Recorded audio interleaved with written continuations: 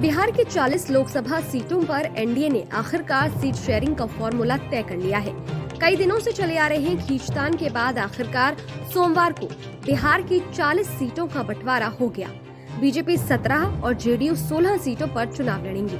वहीं चिराग पासवान की party LJP Ramvilas को 5, जीतन राम मांझी की पार्टी हम और उपेंद्र कुशवाहा की पार्टी आरएलएम को एक सीट दी गई है।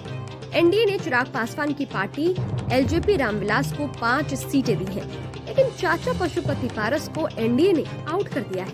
ऐसे में सवाल ये है कि आखिर चाचा पशुपति पारस अब आगे क्या करेंगे। बिहार में एनडीए के औपचारिक ऐलान के पहले ही पशुपति पारस को इस बात की भनक लग गई थी कि इस बार एनडीए से उनका पत्ता साफ होने वाला है। दरअसल एलजेपी में टूट और बीजेपी में शामिल होने के बाद ही चिराग पासवान ने हाजीपुर सीट पर अपनी दावेदारी ठोक दी थी।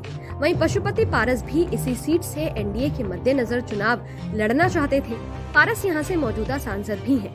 ऐसे में पारस पत्ता साफ होने के अंदाजे के कुछ दिनों पहले ही बीजेपी के खिलाफ मोर्चा खोल चुके थे। उन्होंने कहा था कि बीजेपी ने उनके साथ अन्याय किया है। बीजेपी का चिराग पासवान की तरफ झुकाव और तवज्जो मिलने के चलते पशुपति पारस नाराज दिख रहे थे। चाचा पशुपति पारस ने कहा था कि हम चुनाव तो हाजीपुर से ही लड़ेंगे, चाहे पार्टी में रहे या नहीं। इस रुख से भारतीय जनता पार्टी को अवगत करा दिया गया है। हमारी किसी से कोई बातचीत नहीं हुई है, लेकिन हम हाजीपुर से चुनाव लड़ेंगे।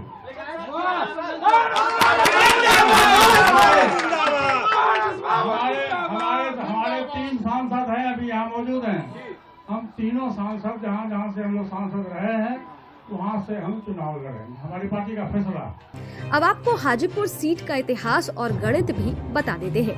दरअसल हाजीपुर सीट से रामविलास पासवान 9 बार सांसद रहे हैं। हाजीपुर सीट रामविलास पासवान की पहचान से जुड़ी है। रामविलास पासवान खुद को दलितों का बड़ा नेता साबित करने में कामयाब रहे थे और इसी के बूते उन्होंने साल 2000 में अपनी खुद की लोक जनशक्ति पार्टी एलजेपी भी बनाई थी। बिहार से निकलकर रामविलास ने दिल्ली तक अपनी पहुंच बढ़ाई। जब वो केंद्र में रेल मंत्री थे तब उन्होंने हाजीपुर में रेलवे का रीजनल ऑफिस भी खुलवाया था। इससे उनकी छवि काम करने वाले नेता की बन गई। लेकिन अब जब रामविलास पासवान नहीं है तो उनकी हाजीपुर सीट पर चाचा पशुपति पारस और भतीजे चिराग ने दावा ठोक दिया है।